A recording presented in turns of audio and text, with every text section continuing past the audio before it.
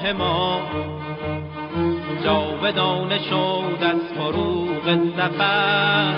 پگاه ما صبح آرزو دمیده از کرانه ها، شاخه های زندگی زده جوانه ها.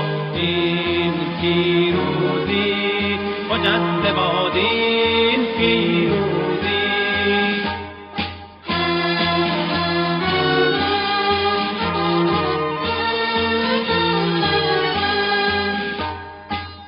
خجسته باد این مبارک بهار، به باغ باد خجسته باد.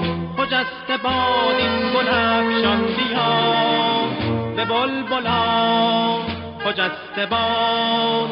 همیشه بادا وطن برقرار، این پیروزی خجسته باد، این پیروزی.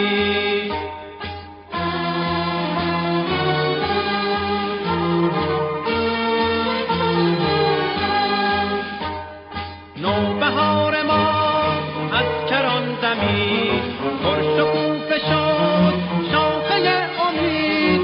خون هر شهید میدهد نوید، نوبت ظفر این زمان رسید. به کوری دیده دشمنان شکسته شد سد اهریمنان.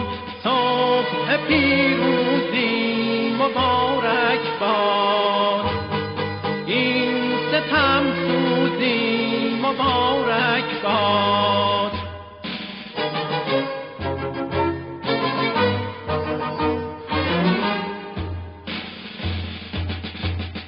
حافظ وطن تا خدای ما، لطف ایزدی رهگشای ما. در خط قیام زیره امام، در شب خطر رهنمای ما. به رغم آن دشمن خیره سر، وطن رها شد ز بیم و خطر. صبح پیروزی مبارک باد، این ستم سوزی مبارک باد.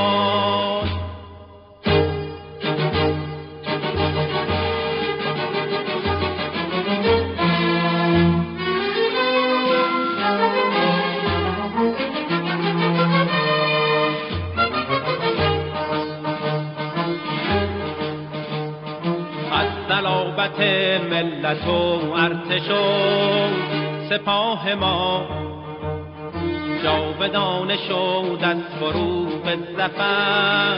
پگاه ما صبح آرزو دمیده از کرانه ها، شاخه های زندگی زده جوانه ها. این پیروزی خجسته باد، این پیروزی.